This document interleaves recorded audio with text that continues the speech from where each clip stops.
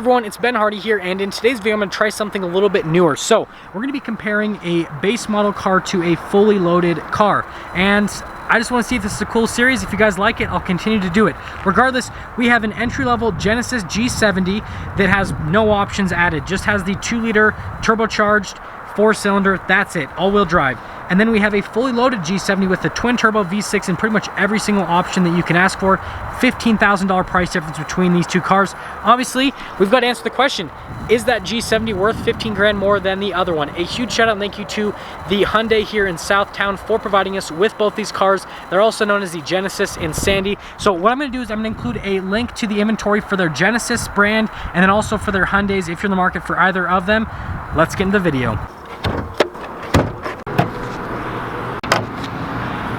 Under the hood of this first G70, we have a turbocharged 4-cylinder that goes through an 8-speed automatic transmission. Fuel economy is 20 around town and 27 on the highway, with power outputs being 252 horsepower and then 260 pound-feet of torque.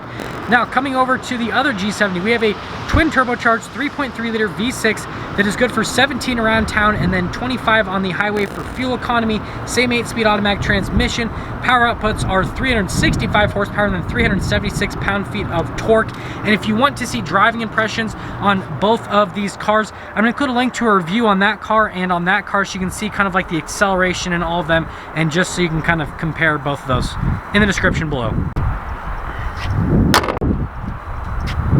Let's go over the front ends of both of the G70s. So this one is finished in Siberian ice, and then this one's finished in Adriatic blue. I like the colors for different reasons. This is just like a clean color for a luxury car. The Adriatic blue is really nice because it's like a deep dark blue that almost looks like what it looks like when you look into the ocean, kind of where you see like black and then blue as well. It's just a really neat color. But regardless, let's go over things on the front end of both of the cars. So notice that the hoods on both of the cars are pretty much identical at the top with the logos and all that. Now there are a couple differences on the front end, mainly the headlights. So look at the headlights here. You've got the projector bulbs and you got like little LED accent lights down below and then the whole grille mesh. That's super similar, but the only difference is the LED accent lights here on this G70, or you can see, are right in that little area. So just the actual headlight cluster is a little bit different. Other than that, everything else pretty much is the same on the front end between the two cars. Now let's go over things around the side here. So we've got 18-inch rims on the base model G70, and then we've got 19-inch rims on the fully loaded G70, 225mm tires there and there as well. Now in terms of the design on the rims, the 18-inch rims look okay, but I don't think they look nearly as good as the 19s on the fully loaded G70. And then notice this one gets Brembo brakes, whereas the other one just has regular brakes. Nothing too special there. But yeah, just the whole rim setup and the brake setup looks way nicer, obviously, and you'd expect that because it's a fully loaded car. But other than that, things on the side are pretty much identical. You got like chrome trim on the base model and then on the fully loaded one. And you have like the mirrors with the chrome trim. That's all the same. So everything other than like the tire, rim, and brake setup on the side is pretty much the same between the two cars. Now here is the key fob for the entry level G70. You have a couple functions. You've got your unlock, your lock, and then the release for the trunk. So if we just hold this down, it'll actually pop open the trunk. Now coming into the trunk itself, you can see storage space in it is pretty decent, and you actually can fold down those seats if you need to. And then opening up this little part of the trunk, we do get a little spare tire down below, and then there is no things to lower the trunk, so you have to lower it with your hands, which is extremely difficult. No, just kidding, it's easy. Here is the key fob for the fully loaded G70. Now you got all the same functions on it. Trunk again will pop right open, but the trunk has one more party trick on this particular one. Now storage space, spare tire, all that kind of stuff is all the same, so I'm not really going to show that to you guys again because everything's the same. The only thing that's different is this trunk is powered down, so you can lock the car and then you press this and then lower it down. That one you have to use your hand. This one, I mean, it does it all for you. Now let's go over stylistic points in the rear of both of them. Again, we will start over with the base model G70. So these lights, I said it in my reviews, but this kind of looks like a Mercedes-Benz C-Class from the rear, just slightly.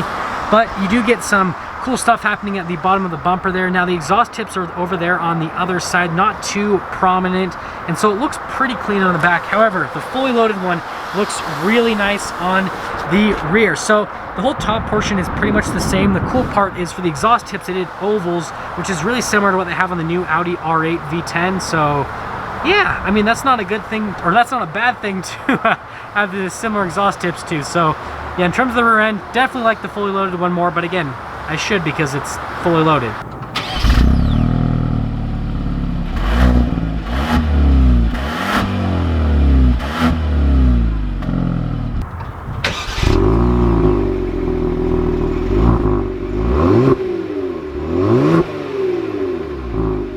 Opening up the rear in the entry-level G70, we can see the door panel here has the white leather, and then I'm just going to mention the feel on it. It's kind of a little bit on the rougher side. We'll compare that to the fully loaded one. Now here are the seats themselves, and again, more of that white leather. They're relatively soft to the touch. We are going to pop in quickly, and getting in is actually pretty easy. Now that I'm in here, notice that I do get a couple vents, and then I get a little 12 volt. I've got these cup holders here that I can pull out in the rear as well.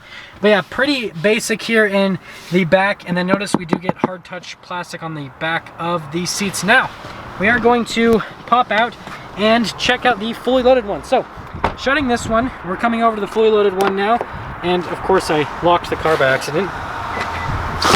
Now, actually opening it up, the door panel is significantly nicer. So we have this quilted leather that's very smooth to the touch, just feels very premium. Just all of like the paneling and everything just feels a lot nicer, and not sure why that's back there. But now you guys can see these seats themselves. Again, nice quilted leather. The leather in this is definitely softer to the touch.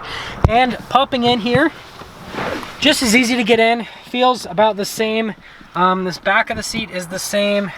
That stuff's all the same, but there's one thing that's different is, notice that I can control the front seat here.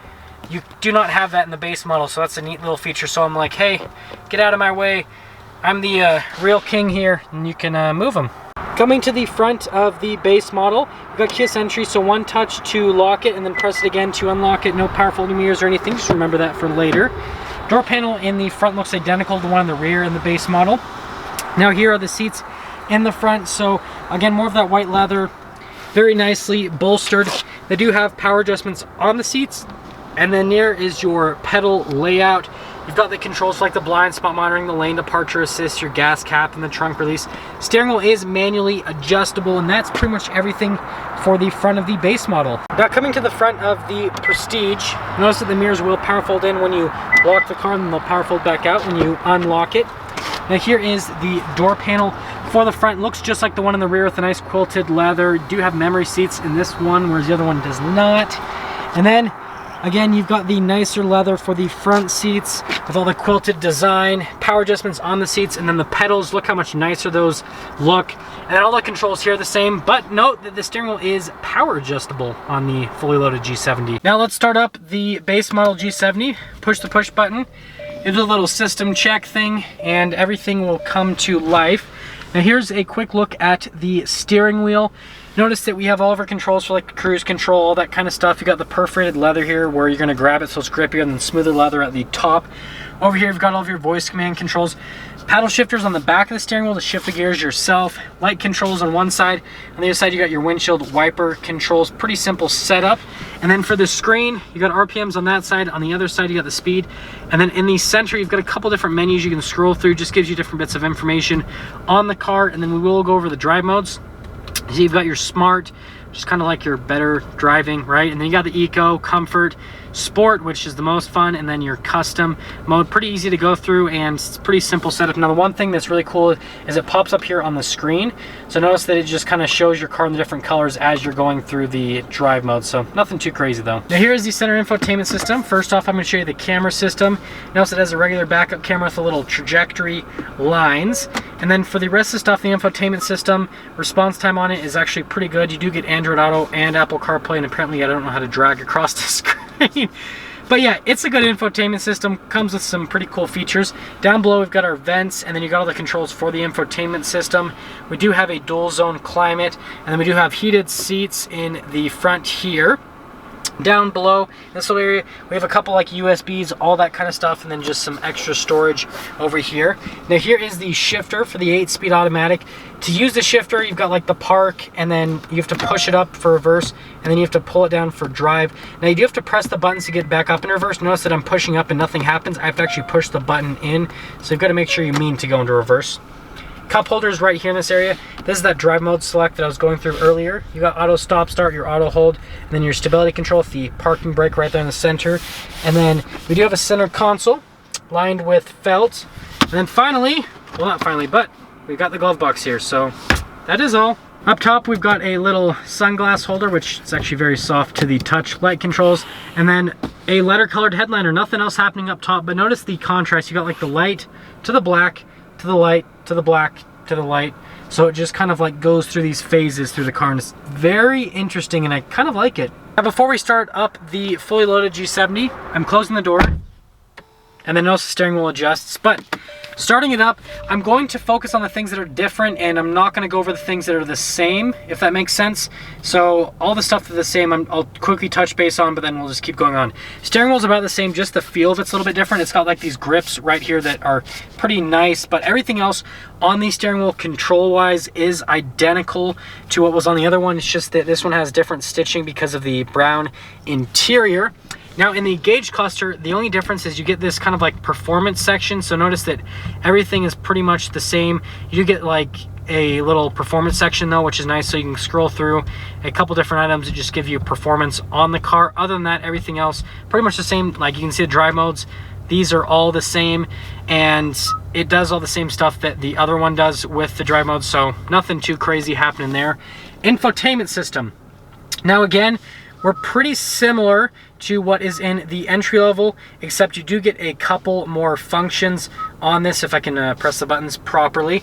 So you can see that you get like the driving info page on it, and then this one has the navigation, all that kind of stuff. So just a couple more items. Now the coolest part here is the camera system. Now this one has a much nicer camera system. You can see we got a bird's eye view, and then you've got a bunch of other camera views out of the car. So parking this is going to be significantly easier, and you get a much better view on it. And even when I pop it into drive, notice that it pulls up that little frontal camera on it, and so just driving around, all that kind of stuff, way easier. And then coming down here, this whole section completely identical with the exception of these controls right here, because this one has heated and cooled seats, whereas the other one just has heated seats, and this one has a heated steering wheel. The other one does not. And then this area is all the same as well, except we do get a wireless phone charger, whereas the base model did not have that. Shifter is exactly the same. This whole area is the same with this weird kind of thing, whatever this is happening. Now in here, this area is the same as what's on the base model, except since this has that camera system, there's a button for it, but all the other controls, drive mode selector, all the same. Center console, again, same. Glove box, same. So yeah, everything's the same then, except for notice the dash. Materials on it are pretty much identical to what is in the other one. It's just, again, the stitching is different, but they still have like all the same soft touch. Now the other difference is the headliner on this is much nicer, and you actually get a sunroof with a automatic shade on it, whereas the other one did not have that. And I don't want that open actually, so we're gonna close that. But you do get a sunroof on this one, and you get a nicer headliner. So that's another little difference in the fully loaded one. Now let's go over pricing on both the cars. So the base model G70 stickers for about $38,000. This fully loaded one stickers for about $53,000. So like I said earlier, we have a $15,000 price difference between the two cars. Now, is the fully loaded one worth $15,000 more? Now, in my mind, the exterior styling is pretty much the same. There's a few touches on this one that make it a little bit nicer, but definitely not $15,000 nicer. Now, in terms of the interior, again, everything's a little bit nicer, but is it $15,000 nicer? No. Performance, same subject, but the thing is, all of those little changes add up. Now, again, in my opinion, this isn't $15,000 more car, but it definitely is worth more than the base model. It's just not $15,000 more. So I feel like the entry-level package is a much better value because you still get a ton of safety tech, and you aren't paying $53,000, you're paying $38,000, so it's just a lot less money. But I want you guys to let me know in the comment section below which one you think is better and why. That is going to sum things up for our video on the fully loaded G70 compared to a base model G70. And as always, a huge shout out and thank you to the Hyundai here in Southtown for providing us with both of the cars. Check out their inventory on the Genesis brand and then also on the Hyundai brand. I'm going to include a link to both those in the description below, and also if you want to see driving impressions, like I said before, I'll include a link to the review on that one and that one so you can see what they are like to drive as well. If you're stopping for the first time, please subscribe, and then I will see all of you in that next video.